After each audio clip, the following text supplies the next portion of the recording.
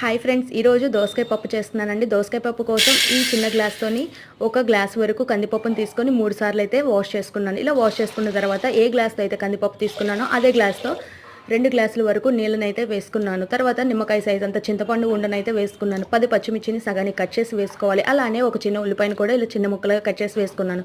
ఒక దోసకాయ తీసుకున్నాను. ఒక దోసకాయను కూడా ఈ విధంగా ముక్కలు కట్ చేసి వేసుకోవాలి. తర్వాత పొంగకుండా ఉండటం కోసం 1 టేబుల్ స్పూన్ వరకు ఆయిల్ వేసి ప్రెషర్ కుక్కర్ లిడ్ అయితే పెట్టేసి పైన విజిల్ పెట్టేశాను. 3 విజిల్స్ రానిచ్చుకుంటే పర్ఫెక్ట్గా ఉడుకుతుందండి. పప్పు అనేది చూస్తున్నారు కదా, ఈ విధంగా ఉడుకుతుంది.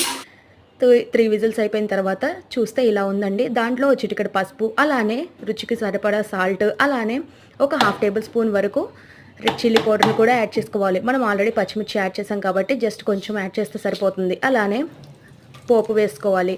పోపు దినుసులన్నీ వేసుకొని సరిపడా ఆయిల్లో ఈ విధంగా పోపు పెట్టుకొని మనం ఉడికించుకున్న పప్పు వేసుకుంటే అంతే అండి. ఎంత సింపుల్ అండి.